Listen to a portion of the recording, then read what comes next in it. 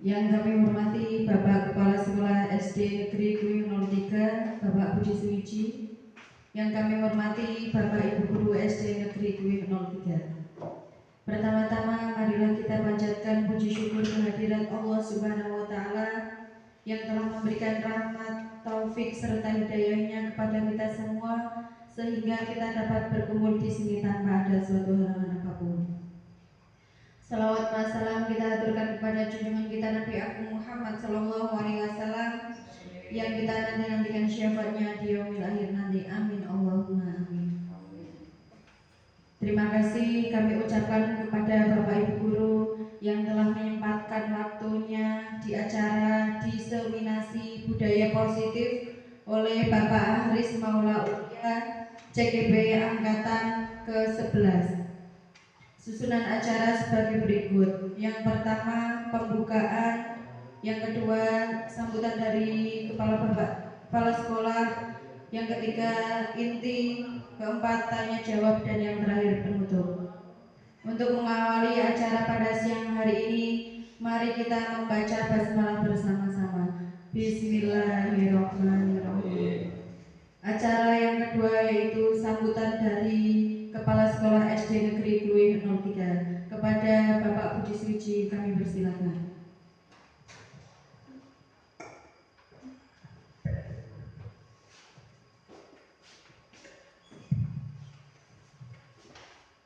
Assalamualaikum warahmatullahi wabarakatuh.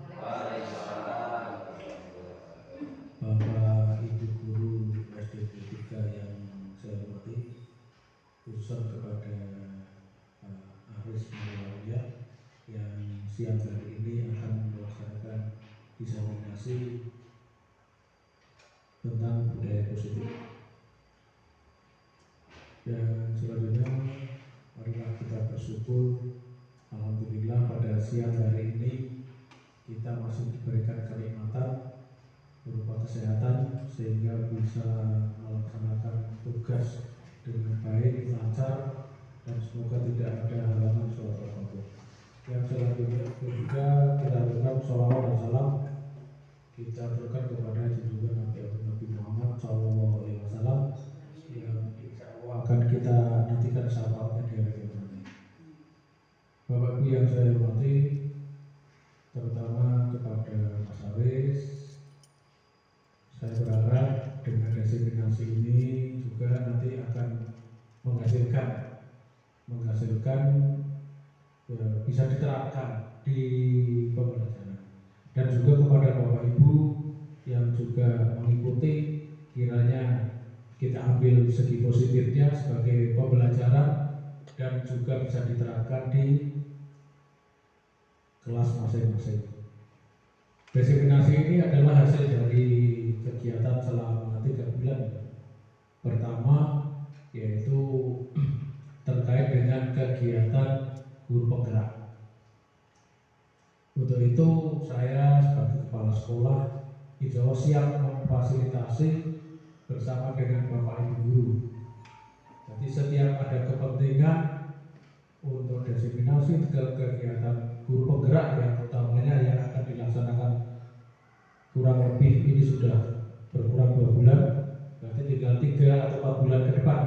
3 atau 4 bulan ke depan, manakala membutuhkan saya sebagai kepala sekolah dan Bapak Ibu Guru, insya Allah saya siap memfasilitasi baik itu tempat ataupun segala yang dibutuhkan. Dan harapan saya nanti di akhir kegiatan guru penggerak kita bisa memetik hasilnya.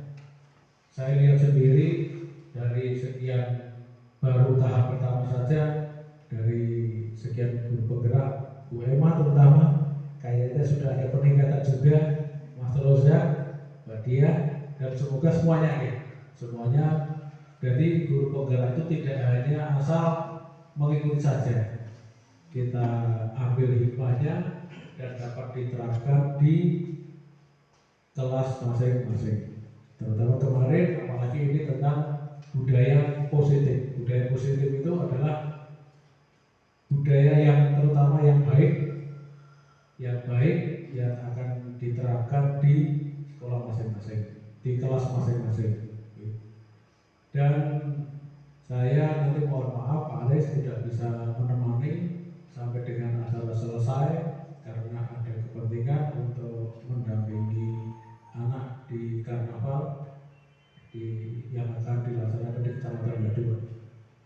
Harapan saya nanti Bapak Ibu bisa mengikuti sampai dengan selesainya acara ini, kurang lebih 1 jam ke depan bisa diikuti dengan baik. Manakala ada yang perlu ditanyakan ya langsung saja, karena ini juga hasilnya nanti untuk kita semua. Jadi jangan sungkan-sungkan Bapak Ibu, manakala ada yang kurang paham bisa ditanyakan. Untuk Mas Aris juga nanti bisa menyampaikan. Yang jelas semoga acara ini bisa berjalan lancar dan tiada halangan suatu apapun. Kiranya itu dari saya yang dapat saya sampaikan, kurang lebihnya mohon maaf. Saya akhiri. Wassalamualaikum warahmatullahi wabarakatuh. Waalaikumsalam warahmatullahi wabarakatuh. Terima kasih atas sambutannya. Memasuki acara yang ketiga, yaitu acara inti kepada Bapak Ahlis Maula Uya, kami persilakan.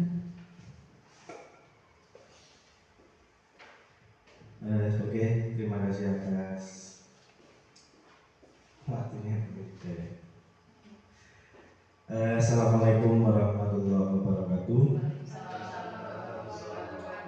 Selamat siang Bapak Ibu guru semuanya. Terima kasih kepada Bapak Ibu guru semuanya sudah hadir dalam acara diseminasi budaya positif. Kemarin ini saya yang CGP Angkatan 11 sudah mempelajari modul budaya positif. Kemudian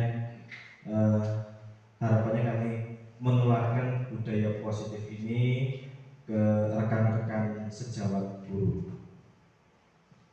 Nah, nanti di budaya positif ini kita akan membahas banyak sekali apa itu budaya positif, bagaimana bentuknya, bagaimana kegiatannya, nanti bisa kita bahas bersama-sama.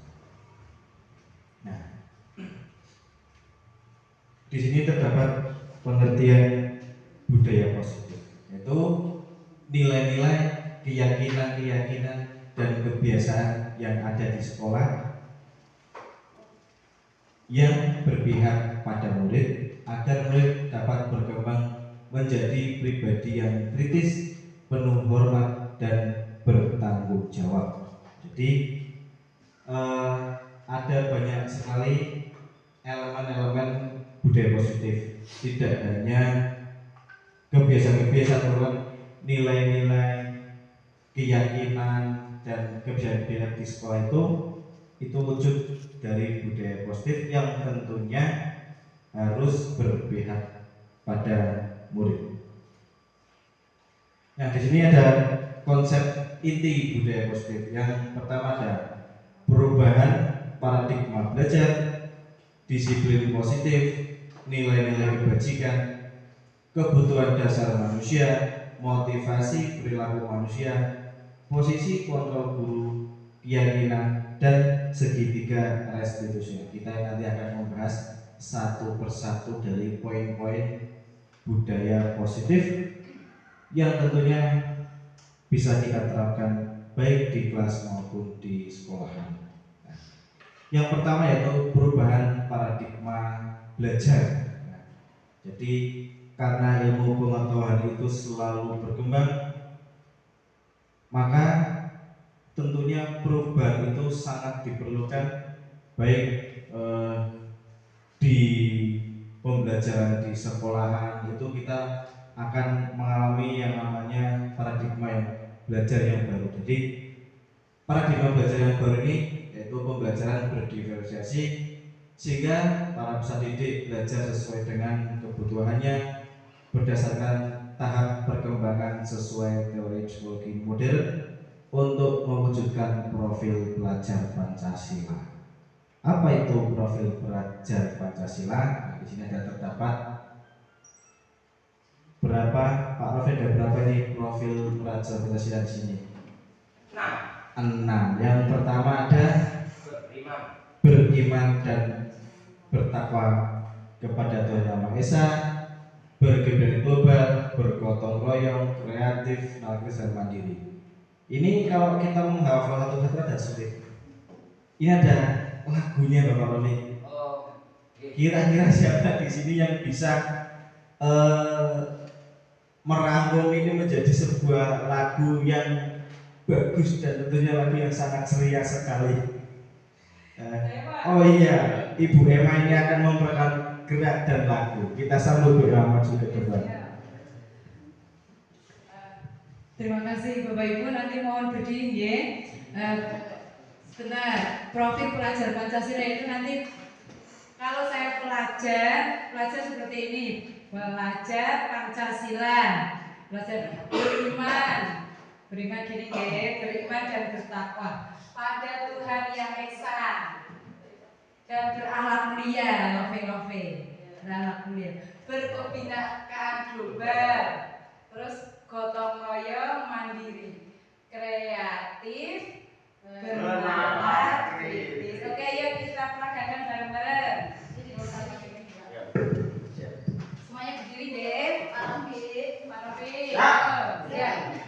Oke, saya awali ya. Hitungan ketiga dimulai. 1, 2, 3. Belajar Pancasila, beriman dan bertakwa pada Tuhan Yang Esa dan berakhlak mulia, berkebinekaan global, gotong royong mandiri, kreatif dan bernalar kritis. Oke. Terima kasih tepuk tangan semuanya.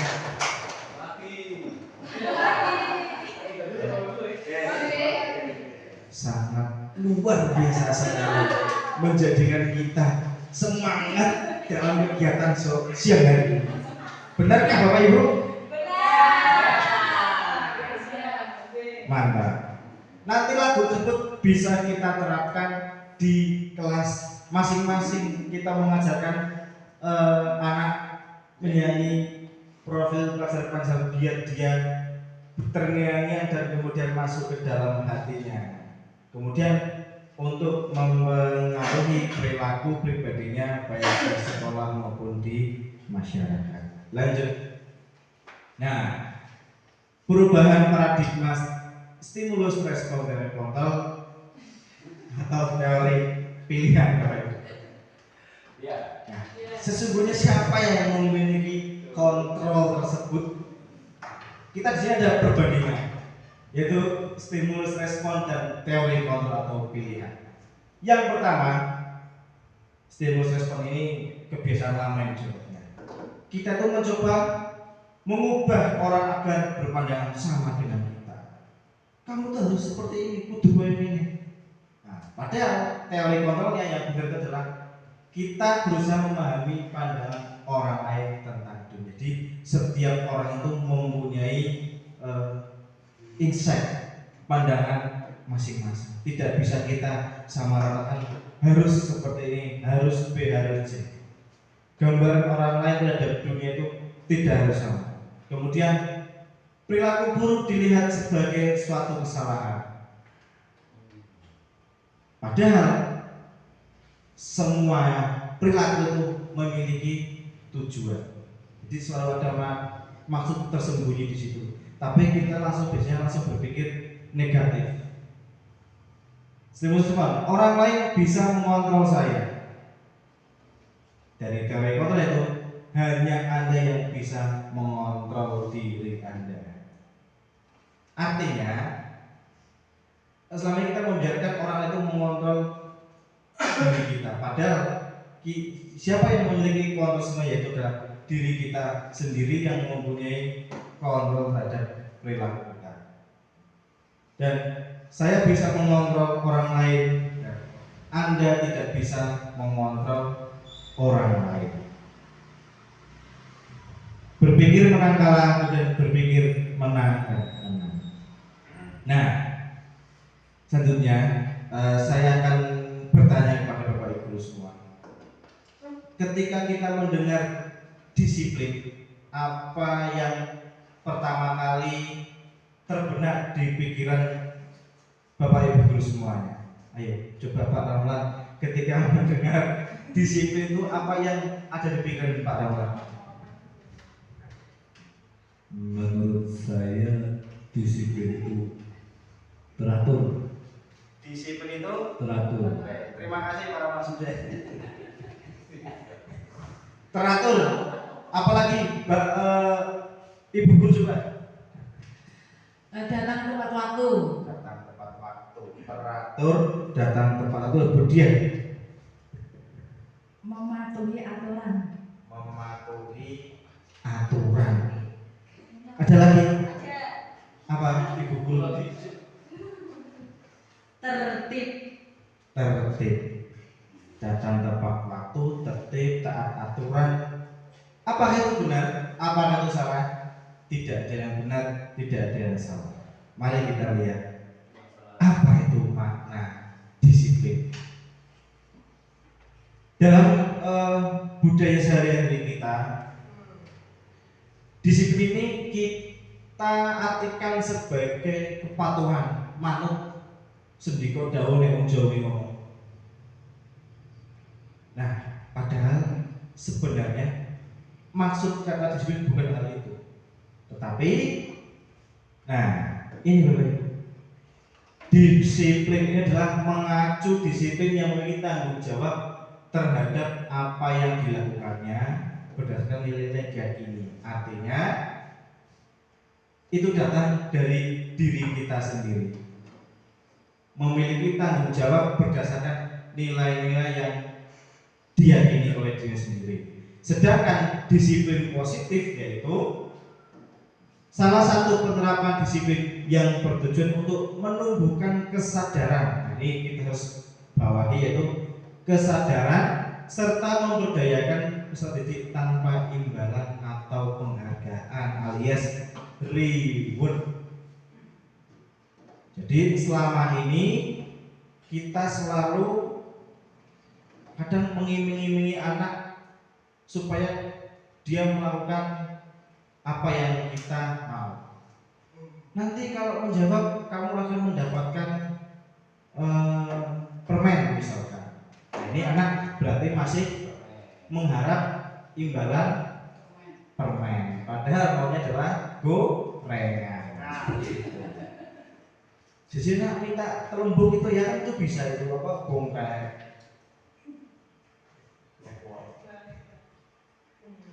Untuk menumbuhkan disiplin positif, kita sebagai guru dituntut untuk dapat memberikan teladan, menerapkan nilai-nilai disiplin positif. Di samping itu, guru juga diharapkan dapat menggali kepribadian siswa untuk ke arah positif dengan menjalin komunikasi. Tentunya, sudahkah kita sebagai guru itu menjadi teladan bagi anak-anaknya, yaitu murid-muridnya? Kira-kira sudah apa belum Bapak Ibu?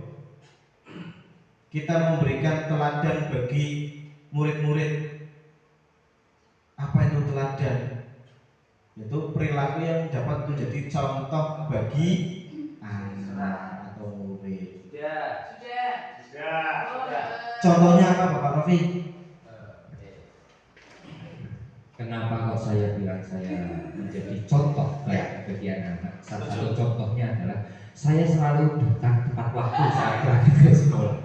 Iya, iya minimal karena jam absen itu jam 7 maksimal, itu saya datang jam 7 kurang 20. Terima kasih. Tepuk tangan untuk Bapak Rafi. Beliau sudah menjadi teladan luar biasa. Bahkan melebihi penjaganya datangnya. Berarti di luar pagar beliau sudah datang. Subhanallah, harus kita contoh beliau ya dalam kedisiplinan waktunya luar biasa. Itu nah ini berarti beliau sudah menjadi role model bagi murid-muridnya untuk datang tepat waktu. Kira-kira apa lagi hal yang bisa dapat kita teladani untuk anak-anak Bapak Ibu? Selain datang tepat waktu, apalagi Bu Guru? Berbicara dengan sopan. Dicontohkan misalkan sebagai guru berbicara dengan guru lain dengan bahasa yang sopan dan santun supaya anak mencontoh. Terima kasih kepada Bu Guru Ema, yaitu berkata yang baik dan sopan santun. Antara murid, apalagi kita orang Jawa ya, kita harus menjaga pakem orang Jawa. Terlebih berbicara dengan yang lebih tua, kita harus menggunakan bahasa yang baik dan benar, tidak menggunakan kata-kata yang penuh dengan bisnisnya misuh ya Bu ya, alias cuci tangan itu misuh. Nah, kadang di era yang sekarang ini anak bermain game itu, saya pernah melihat anak bermain game itu dengan misuh-misuh. Waduh, ada kaleng dan lain-lain, itu ketan itu banyak sekali. Harus kita sebagai Bapak Ibu harus mencontohkan berkata yang baik. Nah, disiplin positif ini selain teladan juga ada beberapa pengaruh anak untuk melakukan disiplin. Yang pertama adalah motivasi, yaitu internal. Apa itu internal? Yaitu motivasi yang datang dari dalam diri anak tersebut. Kemudian kesadaran diri. Ini hampir sama dengan motivasi internal, yaitu menumbuhkan kesadaran diri pada siswa yang diajak berefleksi tentang nilai-nilai kebajikan. Kalau kita bisa menumbuhkan kesadaran diri dan anak tumbuh motivasi internal, ini sangat luar biasa sekali, karena anak dengan sadar diri sendiri melakukan hal-hal kebajikan, yaitu melakukan budaya positif di sekolah. Nah, ini ada 5 kebutuhan dasar manusia: bertahan hidup, kasih sayang dan terima, penguasaan, kebebasan dan kesenangan. Ini kebutuhan berdasar hidup. Ini kebutuhan yang paling pokok, dasar sekali untuk bertahan hidup. Ini yang sudah dilakukan oleh manusia purba. Dalam wawancaranya itu menyebutkan kebutuhan dasar hidup. Manusia purba sudah melakukan hal ini, yaitu makan. Ya, mereka untuk melanggengkan eksistensinya sebagai manusia itu, kita untuk membutuhkan makan, rumah, kesehatan. Jadi contohnya jadi kebutuhan biologis itu contohnya apa Bapak Ibu? Reproduksi. Nah, bereproduksi alias berkembang biak, beranak pinak. Itu ya masing-masing orang itu banyak sekali. Membelah diri itu amuba itu juga bisa itu. Ini sangat dasar sekali nih kebutuhan bertahan hidup manusia. Makan. Kita tidak akan bisa hidup tanpa makan mungkin selama 1 bulan ra iso, Mas. Pak. Lapar, guys.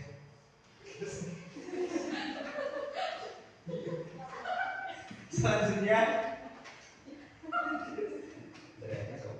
kasih sayang dan rasa diterima. Jadi ketika kita sudah makan, rumah wis ono, ora ketang guguk. Ora ketang itu bahasa Indonesia apa ya Ibu? Ora ketang tidak hanya meskipun kontrak ngekos itu kan kita mempunyai tempat yang teduh untuk berlindung. Setelah tercukupi, perutnya tercukupi, akhirnya dia mencari kasih sayang dan rasa diterima. Alias kira-kira contohnya apa Bapak Ibu? Kebutuhan kasih sayang dan rasa diterima ini kita mencukupi kebutuhan ini menggunakan apa ini? Berhubungan dengan makhluk yang lain.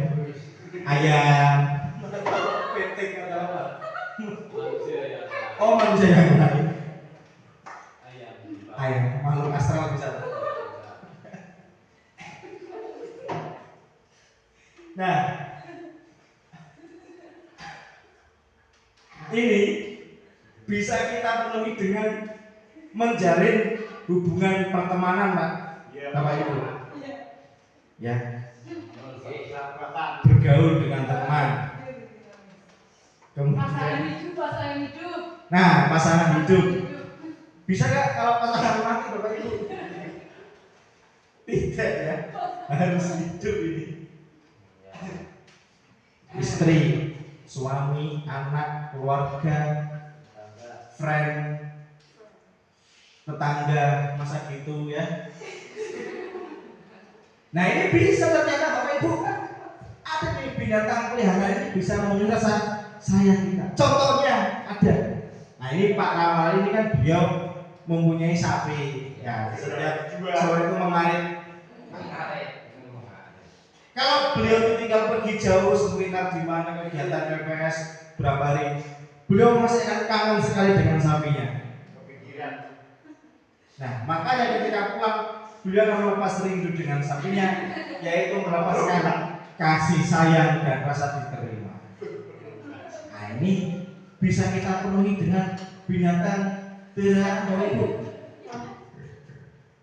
Karena kita menemukan kenyamanan di situ, kebutuhan terpenuhi. Dan kelompok di mana kita tergabung, contoh kelompok guru, kelompok jamaah tahlil, itu bisa memenuhi kebutuhan kasih sayang. Next, kebutuhan penguasaan. Nah, Yang tadi belum tak foto, Pak. nah, Saya mau minta. ini Terima kasih, Pak. lanjut guys. Lanjut ke bawah. Nah ini penguasaan, hal-hal yang berkaitan dengan pengakuan, meningkatkan kompetensi, diakui, dihormati, jadi dan posisi kontrol juga maksudnya, kompeten. Perlu sudah punya uang, kita akan mencari penguasaan, ingin menjadi pemimpin, ingin bersekolah kembali, ingin menjadi lurah, ingin menjadi kepala sekolah, ingin dihormati. Nah ini manusia tetap dari dulu sampai sekarang itu selalu mencari ini, karena ingin mendapat pengakuan, ingin lebih berkompeten secara skill seperti itu. Lanjut. Nah, kebebasan alias freedom. Bebas adalah kebutuhan akan mandiri, otonomi daerah. Nah, itu kan kebebasan daerah untuk mengatur itu, sama itu. Masuk. Dan mampu mengendalikan arah hidup seseorang. Mereka selalu mencoba-coba, tidak terpengaruh dengan orang lain alias bebas. Nah, contohnya kita membuat tugas untuk anak tolong misalkan menggambar ini. Kadang mereka protes, "Pak, aku tahu gambar ini baik." Karena itu unsur anak itu mencari kebebasan. Kadang ketika kita melakukan pelajaran menerangkan ini, kadang anak menulis sendiri atau gambar diri. Nah, mereka itu mencari kebebasan, tidak ingin diatur oleh orang lain. Bebas, karena itu sifat dasar alamiah manusia. Dan kesenangan, kebutuhan untuk mencari kesenangan, bermain, tertawa. Glaser, jangan tahu glaser enggak? Sama.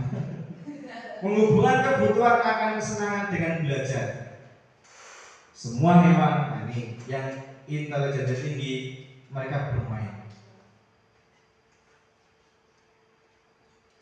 Contohnya apa? Kesenangan ini Bapak Ibu ada yang tahu? Kesenangan? Ada yang tahu kesenangan Bapak Ibu? Nah, kira-kira Pak Rafi senangnya apa? Kesenangan saya biasanya kalau sudah terlalu capek dengan dunia. Yang pertama saya akan melakukan hobi saya seperti Mancing, olahraga. Kalau itu tidak menyembuhkan rasa suntuk saya, capek saya akan melakukan opsi terakhir tidur. Apakah itu termasuk Bapak Ibu tidur itu termasuk senang? Ya. Iya. Dengan tidur orang akan menjadi senang, happy kan? Nah, Iya. bermain. Ada nggak orang yang senangnya belajar? Ada. Nah, contohnya belajar. Itu artis mau di Ayunda itu dia juga senang dalam belajar sampai kuliah di Amerika. Gimana Pak? University of London. London Inggris Pak ya. Harvard, Bapak Ibu.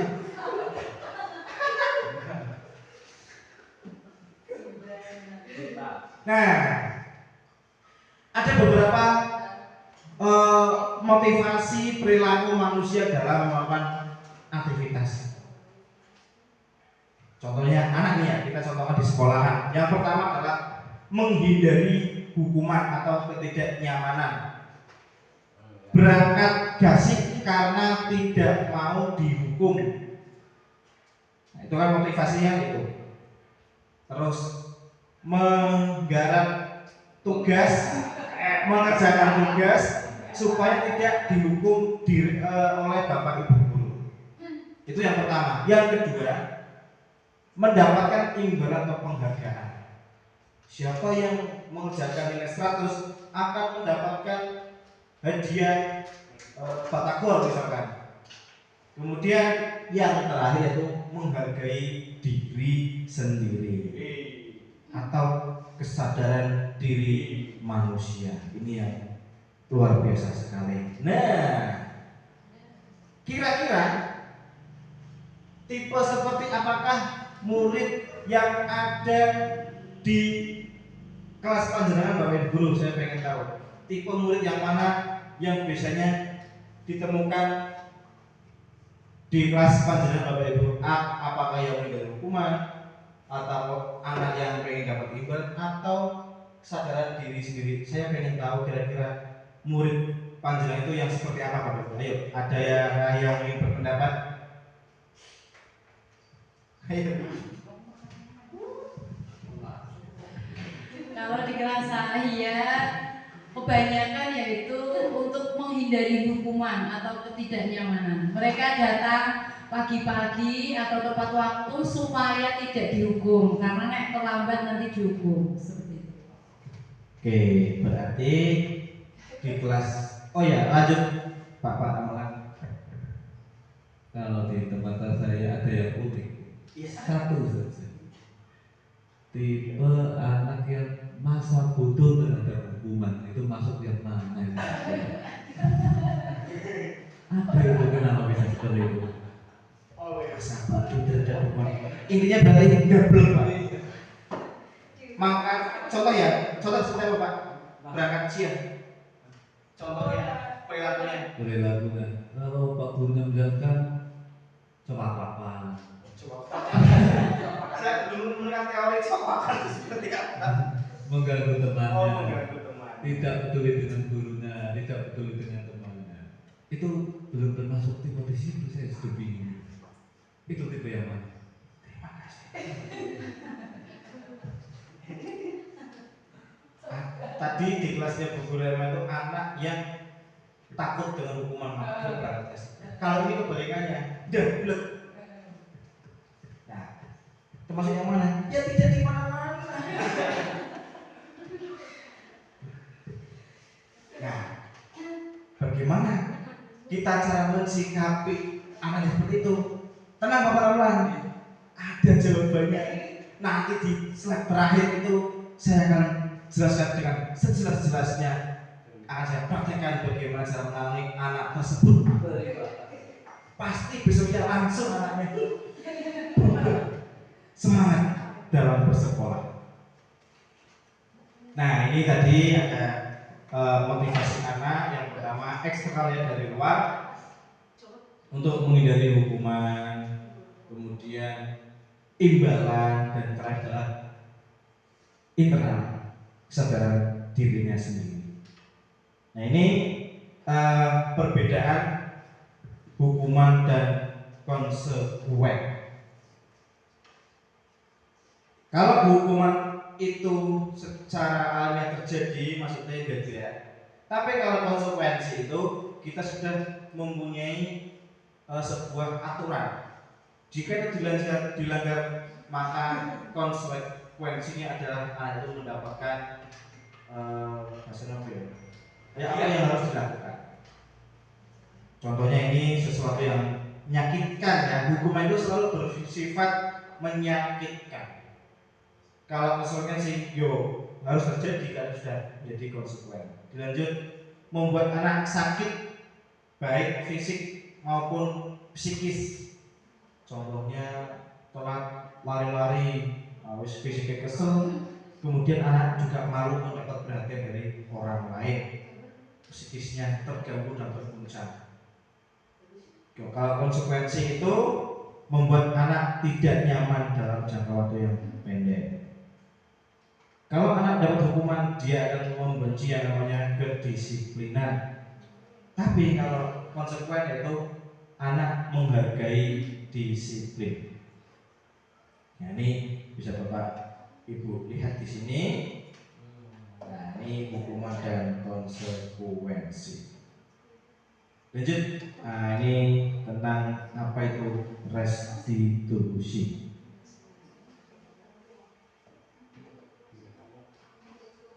Tadi ada hukuman, kemudian konsekuensi, dan ini adalah restitusi. Apa itu restitusi? Itu adalah memperbaiki kondisi anak, kesalahan anak, supaya mereka siap kembali ke dalam dunia yang nyata, kembali ke kelompoknya. Jadi kita menstabilkan kondisi psikis anak supaya dia bisa siap kembali ke kelompoknya. Itu yang namanya adalah restitusi. Jantung paru. Nah, ini contoh restitusi yang pertama, bukan untuk menebus kesalahan, namun untuk belajar dari kesalahan. Kalau menebus kesalahan itu namanya konsekuensi, tapi kalau restitusi itu adalah kita belajar dari kesalahan. Kemudian memperbaiki hubungan korelasi, kita menawarkan solusi bukan paksaan, dan restitusi menuntut untuk melihat ke dalam diri. Anak berkaca pada dirinya sendiri atas apa yang dia lakukan. Misalkan melakukan kesalahan, berarti di anak kita giring untuk berkaca, merefleksikan perilakunya ke dalam dirinya sendiri. Restitusi diri adalah cara yang paling baik. Jadi kalau selama ini kita itu menggunakan hukuman, konsekuensi, nah ini hal yang baru bagi saya pribadi, yaitu restitusi. Kira-kira Bapak Ibu ada yang sudah melakukan restitusi atau belum? Adakah yang sudah melakukan restitusi seperti ini? Nah, saya sebutkan, dan tanpa disadari apa itu restitusi, Bapak Ibu guru pasti sudah pernah melaksanakan restitusi. Nah, tapi secara teori belum mengetahui, nanti kita belajar bersama-sama.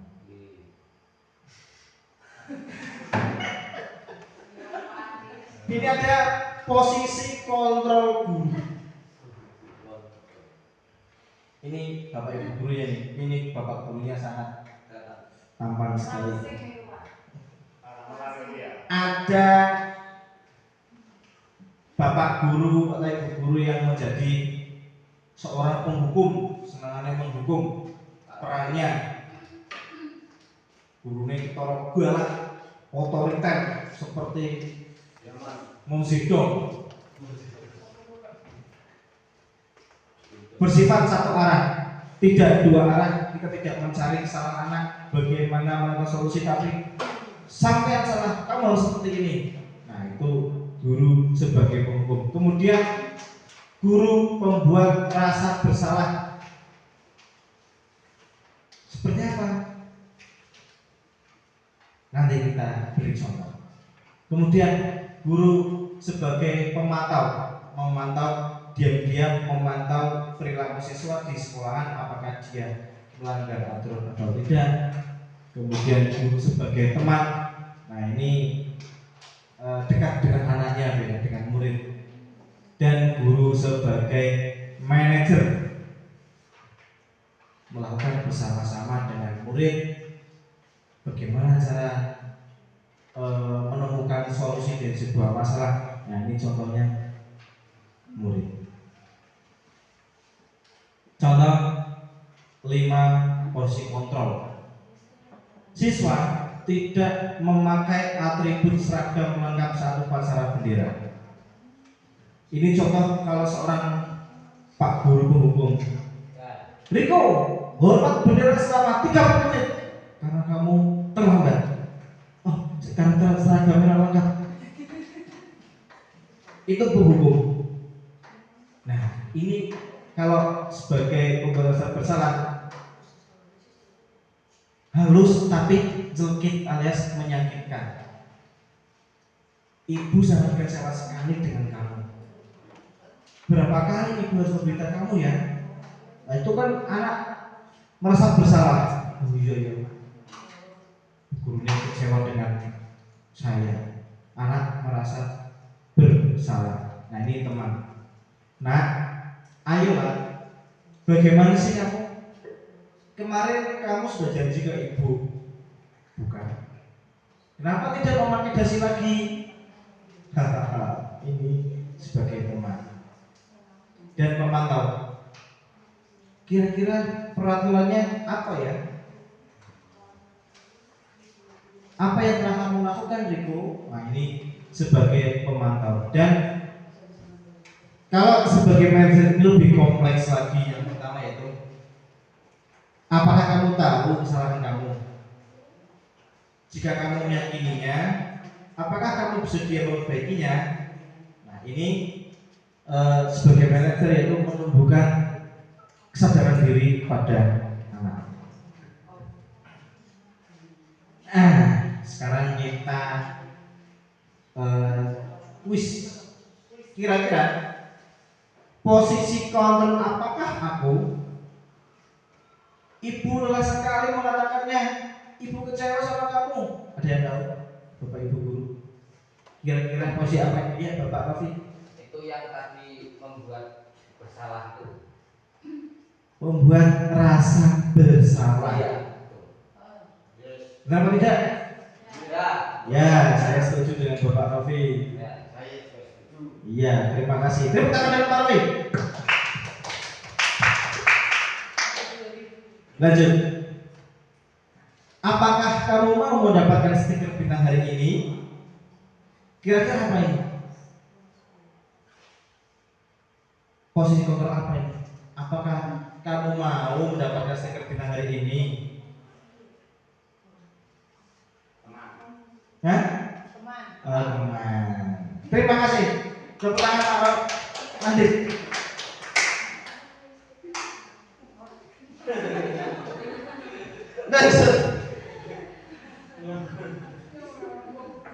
Apa yang bisa kamu lakukan untuk bertanggung jawabkan perbuatanmu? Ada yang tahu ini apa? Posisi kontrol apa? Bapak Rosa bilang manajer. Betul apa betul? Betul. Terima kasih teman. Ya semangat. Nah ini, ayolah lakukan demi bapak anak. Teman. ujian kalau tugas yang kemarin belum dikerjakan? Apa ini? Pak? Luar biasa sekali, tepuk tangan untuk Bapak Ibu semuanya. Ternyata materi yang saya sampaikan sudah sangat merasuk ke dalam jiwa Bapak Ibu semuanya di sini. Semoga ilmunya menjadi berkah dan bermanfaat, diterapkan kepada anak dirinya di sekolah. Nah, sebelum mempelajari modul ini, tadi ada 5 fungsi kontrol dulu: penghukum, pemantau, teman, manajer, pembuat merasa bersalah.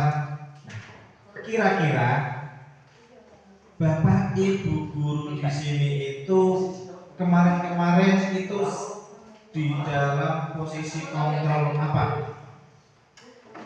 Teman. Bapak Rafi sebagai teman, Bu Emma sebagai manajer. Apalagi?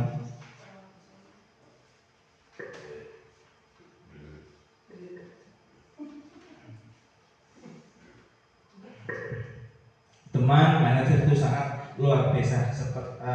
Yang penting kita bukan dalam posisi sebagai seorang penghukum. Nah, lanjut tentang keyakinan kelas. Apa itu keyakinan kelas? Nah, keyakinan kelas itu adalah suatu kesepakatan bersama. Nah, peran guru dalam mewujudkan keyakinan kelas ini dengan mengajak siswa untuk membuat kesepakatan bersama. Yang pertama, membuat keyakinan dan menggali peraturan yang perlu disepakati. Jadi kita menggali dulu peraturan yang akan disepakati. Yang pertama sebenarnya berdoa sebelum dan sudah pembelajaran, menjaga kebersihan kelas, dilarang berbicara kasar. Kita tarik ke dalam kalimat positif. Contohnya ya, peraturannya dilarang berbicara kasar. Kita tarik ke kalimat positif, berkata sopan. Peraturannya menggunakan seragam atribut sesuai jadwal. Kalimat positifnya disiplin berpakaian. Nah, dari kalimat positif kita tarik kembali menjadi nilai-nilai kebajikan. Berdoa sebelum dan sesudah pembelajaran, ini unsur nilai kebajikannya adalah beriman dan bertakwa. Menjaga kebersihan kelas, nilai kebajikannya apa? Kebersihan. Kemudian dilarang berbicara kasar, nilai kebajikannya adalah sopan santun. Ini ada tabel T ya Bapak Ibu sebenarnya ini, yaitu bagian 4 menggali perilaku. Nah, tampak seperti berdoa sebelum dan sesudah pembelajaran, tidak tampaknya seperti tidak berdoa dan sebelum dan sesudah pembelajaran. Tampak seperti berbicara sopan santun, tidak tampak seperti berbicara kasar. Kita memperdalam tugas warga kelas. Kita terdengar seperti mengucapkan salam, selamat pagi Pak, maaf boleh saya pinjam.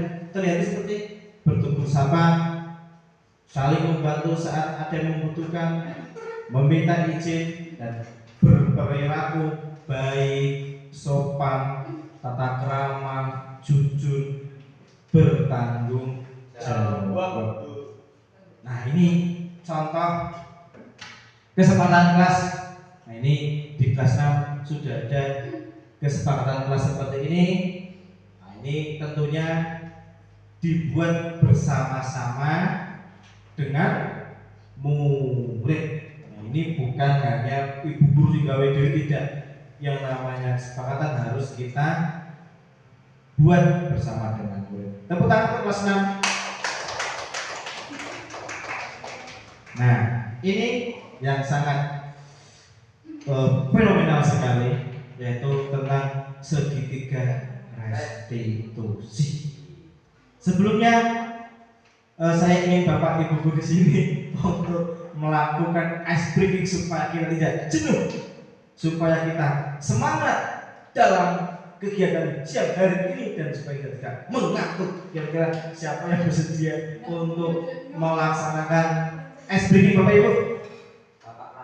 Bapak Karlan apakah siap melaksanakan ice breaking? Silakan maju ke depan. Beri tepuk tangan meriah.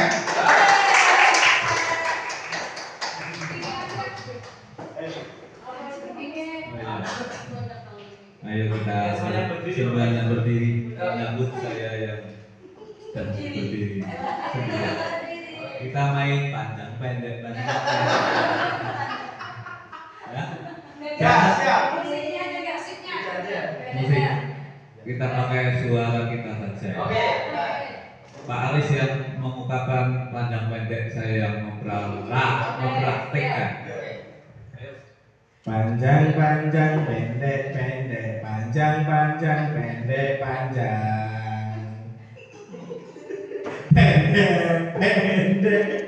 panjang panjang. Terima kasih Bapak Ibu.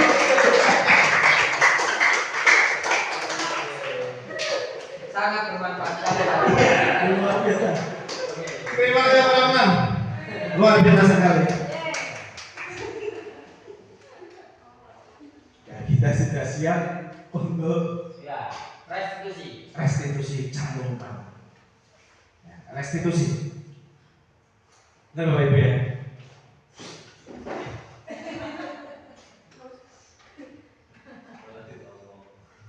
Nah, kita akan membahas tentang apa itu restitusi. Restitusi itu adalah sebuah kerangka tahapan. Tahapan untuk apa? Untuk membentuk keyakinan kelas. Siswa diajak berkomunikasi untuk memecahkan masalah yang dihadapinya.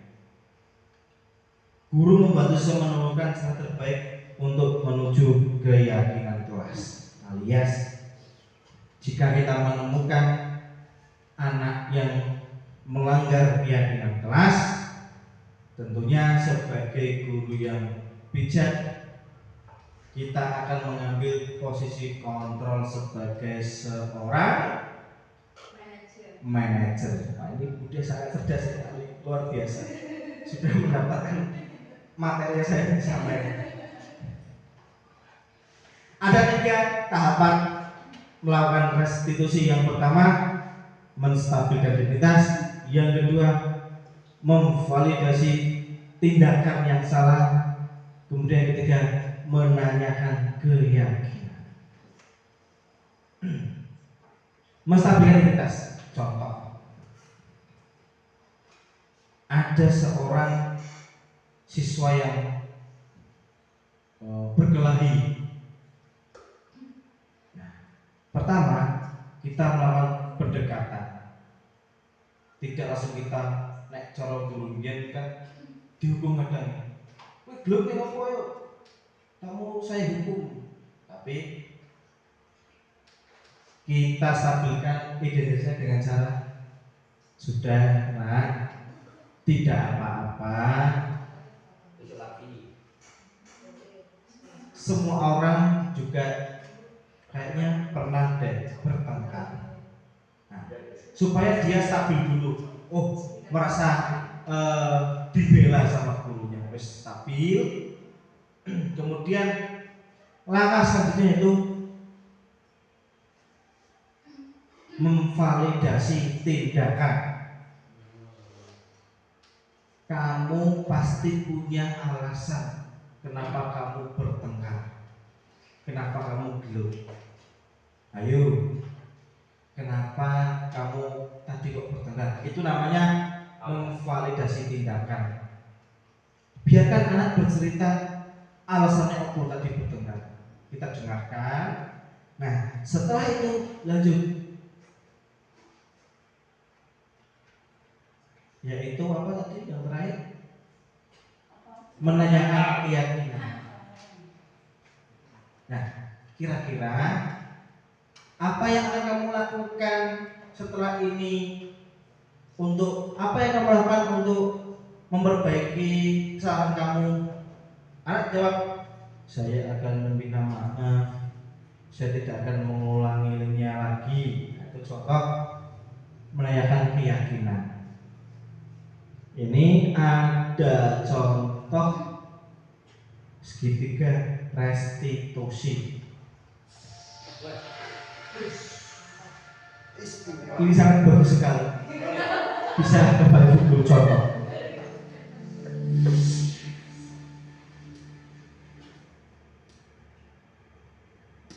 Assalamualaikum warahmatullahi wabarakatuh.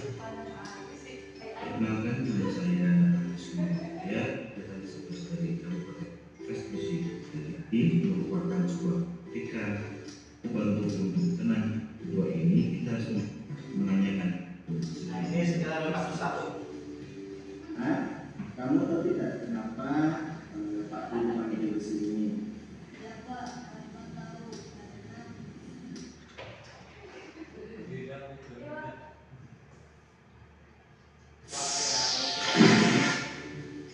Harus melakukan untuk dihubungkan tersebut.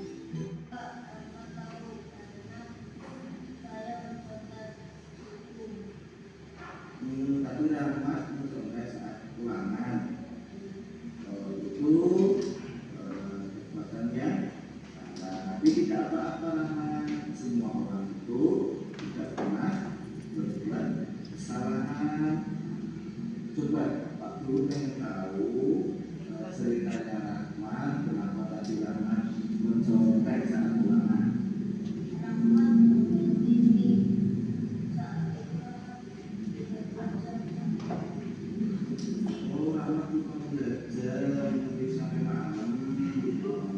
Menurut kamu, apa yang kamu lakukan tadi itu sudah sesuai dengan keyakinan kelas kita?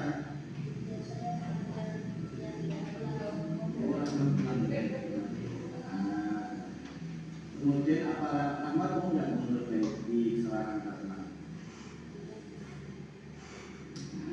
Kamu mau memperbaiki kesalahan? Nah, oke, Bapak senang mendengarnya. Kamu mau memperbaiki masalah. Kira-kira apa yang Rahmat lakukan untuk memperbaiki kesalahan Rahmat?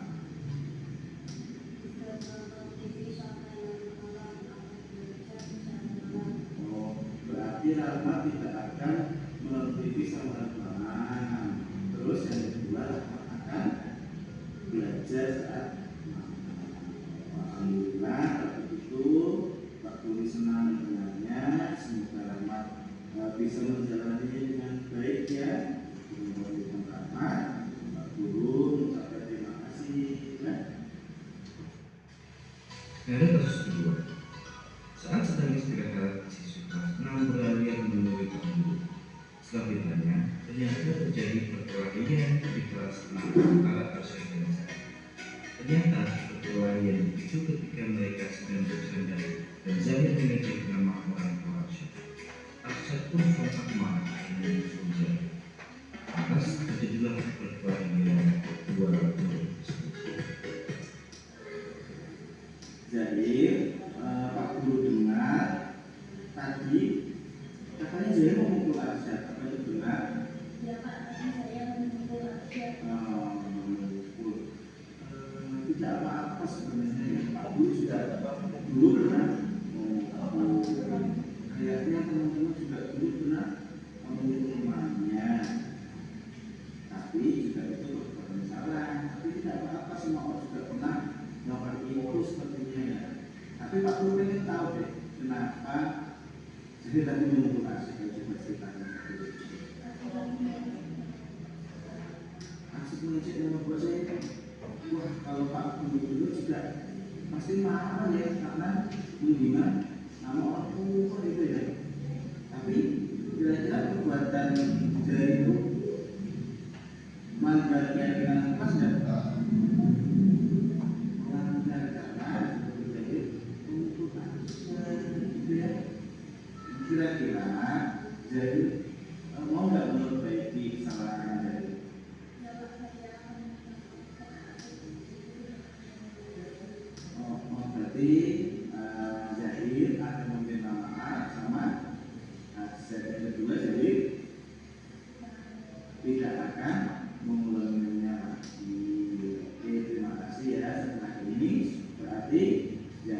harus menerapkan tadi yang minta maaf sama tidak akan mengalami harus terjadi dengan diri sendiri. Terima kasih ya.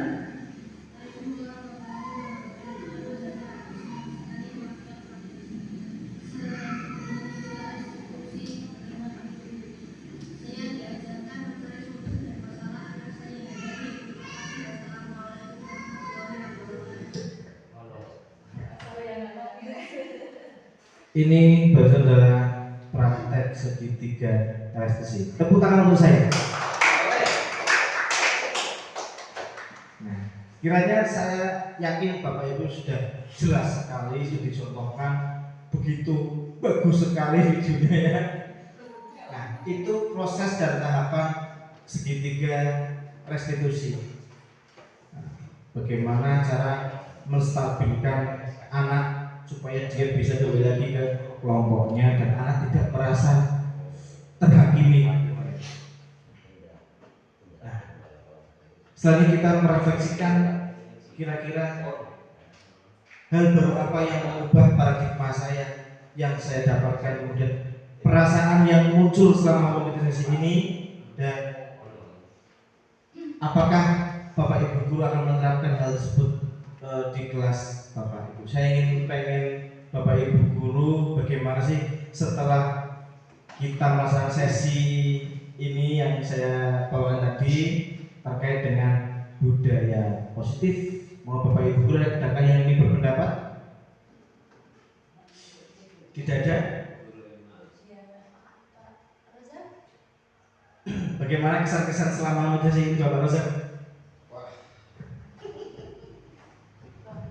Luar biasa ini Pak Aris ya, tadi pesan dan kesan itu sangat menggoda bagi saya untuk apanya ikut berpartisipasi ya, karena ini penuh gurau dan juga malah lebih